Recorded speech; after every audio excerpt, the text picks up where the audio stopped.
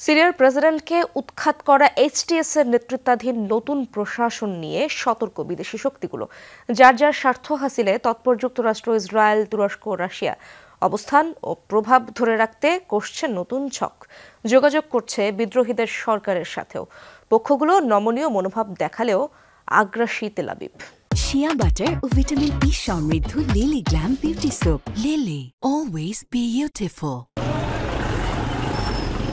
গত বছর গাজায় ইসরায়েলের আগ্রাসন শুরুর পর থেকেই মধ্যপ্রাচ্যে মার্কিন পররাষ্ট্রমন্ত্রী অ্যান্টনি ব্লিনকেনের দৌড়ঝাঁপ শুরু হয়। গাজা, লেবাননের পর এবার সিরিয়া ঘিরে চলছে যুক্তরাষ্ট্রের কূটনৈতিক তৎপরতা। আবারও মধ্যপ্রাচ্যে মার্কিন পররাষ্ট্রমন্ত্রী অ্যান্টনি ব্লিনকেন ইরাক, তুরস্ক, জর্ডান সফরে সাক্ষাৎ করেছেন অঞ্চলটির নেতাদের সাথে। নিজেই জানিয়েছেন বাশারকে উৎখাত করা এইচটিএস সহ সিরিয়ার বিদ্রোহী গোষ্ঠীর সাথে নিয়মিত যোগাযোগ রাখছে ওয়াশিংটন। দেশটি যাতে আবার সন্ত্রাসবাদের ঘাঁটি না হয় তার উপর জোর দেওয়ার কথা বলেন ব্লিনকেন। প্রথমত ওয়াইপিজি নির্মূল আমাদের মূল কৌশলগত লক্ষ্য। হয় তারা কার্যক্রম গুটিয়ে নেবে, নয়তো ধ্বংস করা হবে। আমাদের সেই সক্ষমতা আছে, তবে সিরীয় ভাইরা পদক্ষেপ নেবে সেটাই প্রত্যাশা। তাই অপেক্ষা করব।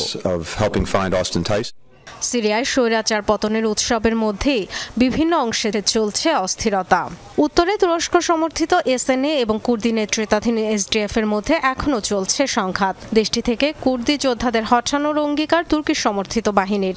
এসডিএফ বা তাদের সহযোগী ওয়াইপিজে গোষ্ঠীকে নির্মূল করার লক্ষ্য বলে জানিয়েছে আঙ্কারাও।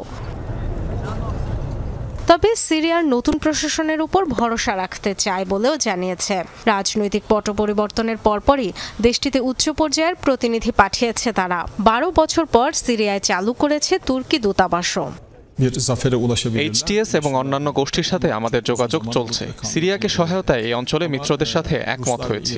সিরীয় জনগণকে নতুন পথের সন্ধান দিতে চায় যুক্তরাষ্ট্র ও তার মিত্ররা। আমরা জানি সিরিয়ার অভ্যন্তরীণ সংকটের পরিণতিতে বড় আকারে সন্ত্রাসবাদ ছড়িয়ে পড়তে পারে।